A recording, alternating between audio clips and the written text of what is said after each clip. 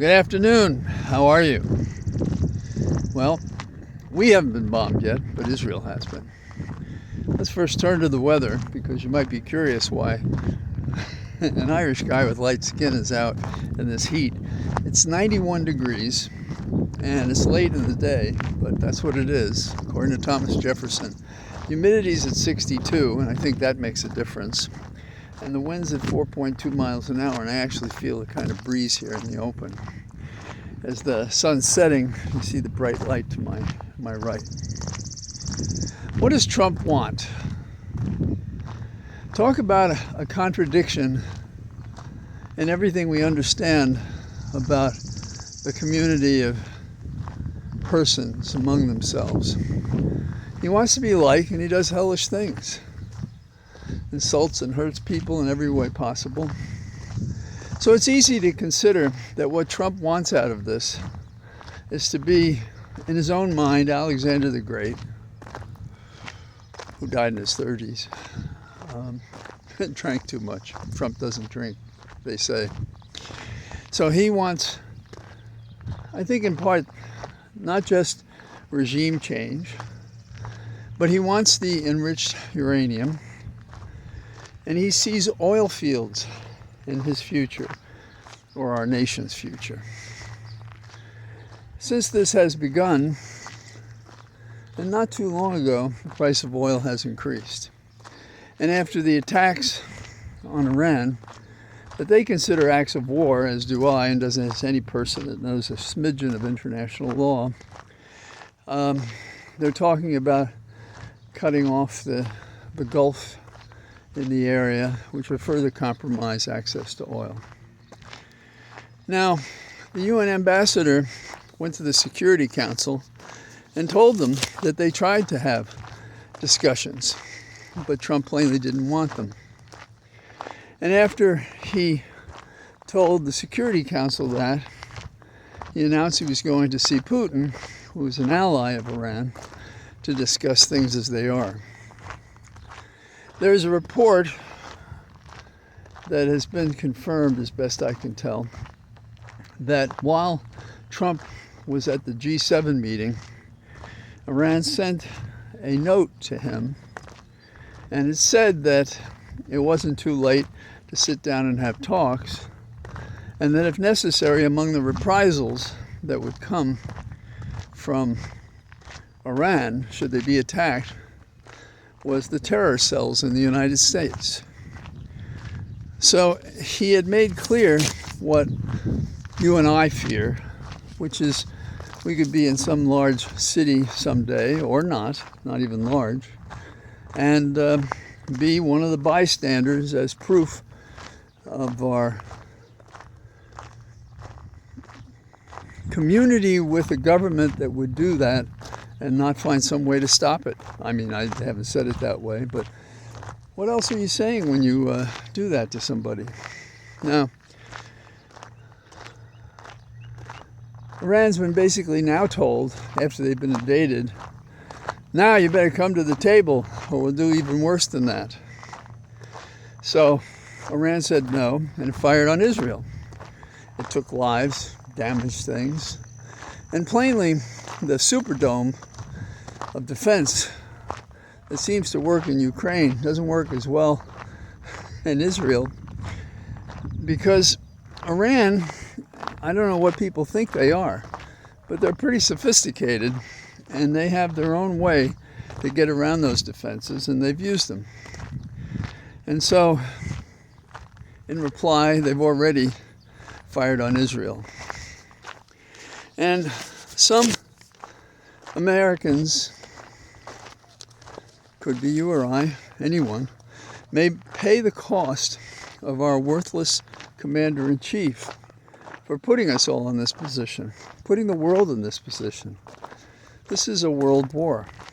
And it's not in the sense that all the sides have lined up, but it is in the sense that the issue necessarily entangles the entanglement that pre-existed these acts.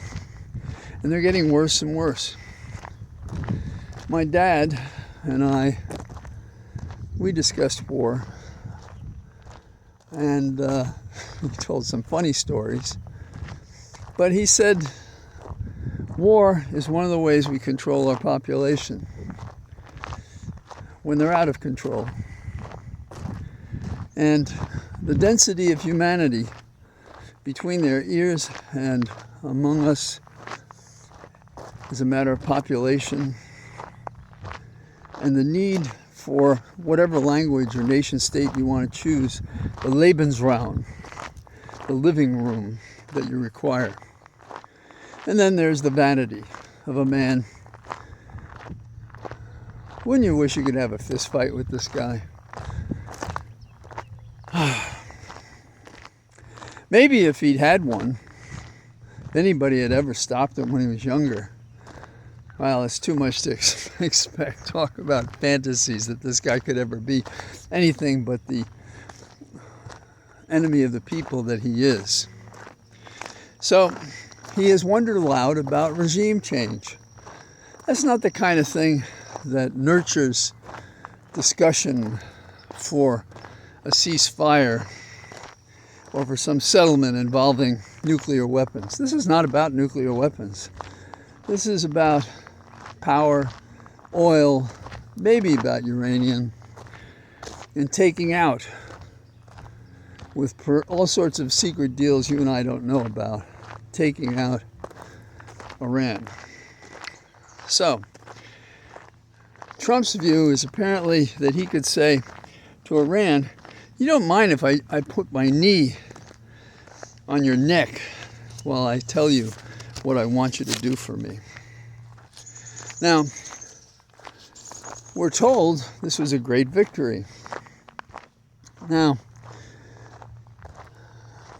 those of us, and probably everybody who's listening to me and responding or thinking about these things, remembers 9/11.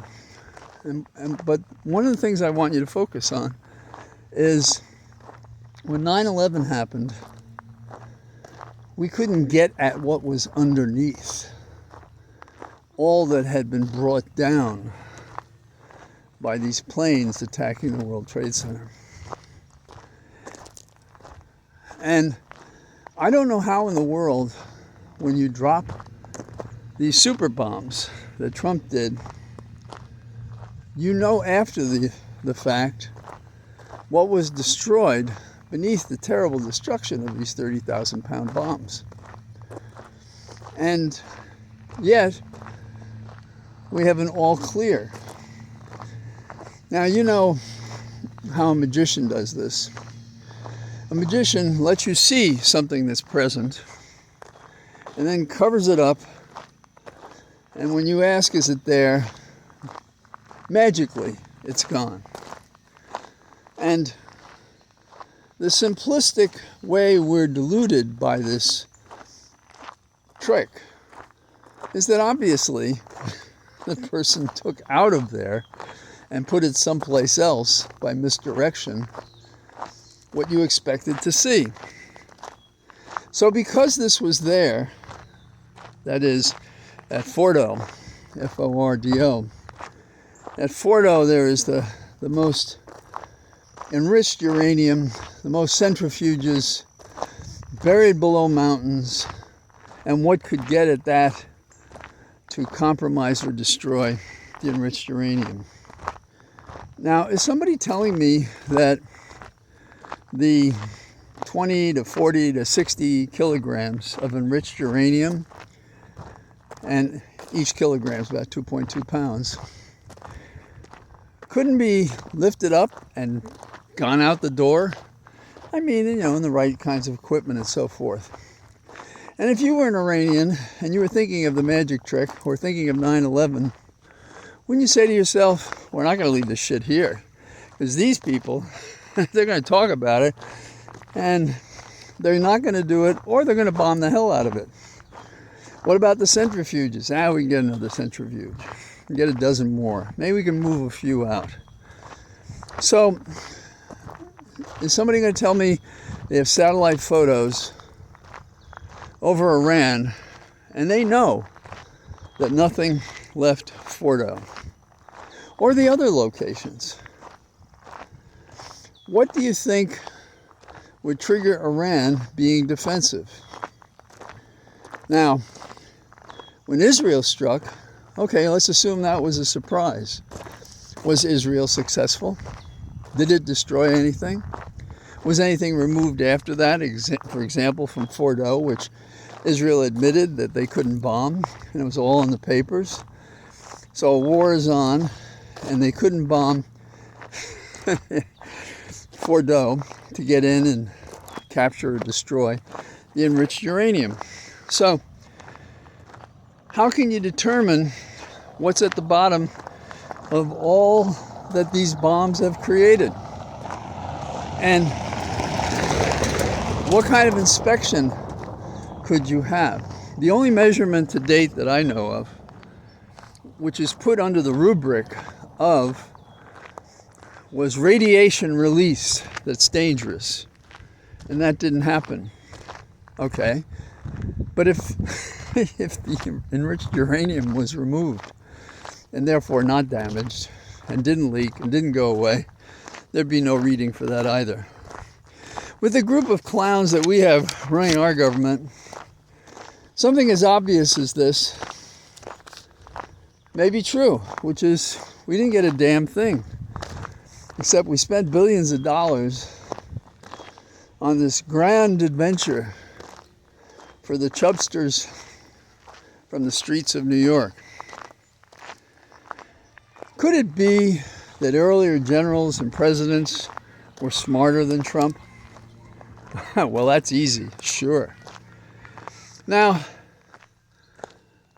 but the question is, was the so-called prize that Trump's running around the room saying, we did it, we did it, we did it, the prize wasn't affected at all? I think that's entirely possible, if not likely. And if they have the uranium, all that other stuff they can deal with. And do we believe that there is no place else they could have hidden this uranium? Which begs the other question. Why didn't we go to Congress first? Sure, it's the Constitution. Sure, it's the law. But there are a lot of very smart people up there, and when they're not playing political games, they can ask the right questions, including the ones I'm asking now, that no one has talked about on the Talking Heads. So, did they really succeed? And what do we do about the fact they had no power or authority to wage Trump's war in the Middle East at our expense, perhaps? Some terrorism at home here that we might be at risk, or someone we care or love would be, or even strangers that we just care be safe in our country. This is not what we're supposed to be, a safe country. So I think Congress should censure the president immediately and contemplate impeachment. And I know that it has been a numbers game in the past, but this offense against the planet and against ourselves is so extraordinary a step, and so dangerous a step, and such a refutation of what we consider ourselves to be as a matter of our form of government, which is a republic, and that we the people in that Constitution, by our representatives, set out that no war can be started without the power of Congress to authorize it. So, those are a few of the thoughts I have. You probably have had similar ones. I expect the shoe will drop within the week, particularly after the Iranian ambassador has consulted with Putin. And I saw Putin at a discussion the other day that was public through translators. And he can talk about world affairs and issues in a way that Trump can't. And he didn't stuff his cabinet and the positions in his government with stupid people, nor do I think did Iran. And so when you have the arrogant SOB out there telling you, oh, we won and stuff like that, it brings back, I think it was W, got all dressed up as if he were a fighter pilot and had a victory on some aircraft carrier that, you know, we'd won the war in Iraq. Well, no, you didn't. They fled town. There were no weapons of mass destruction.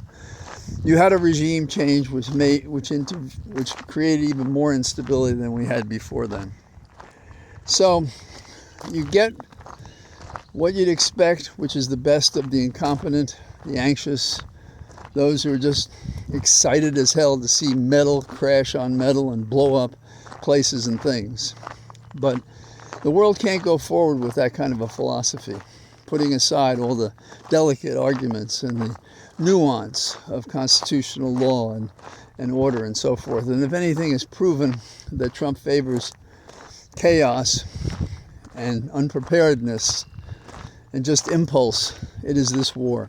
So that's what I got to say on this somewhat warm day from my Cathedral of Trees. All the best. Bye-bye.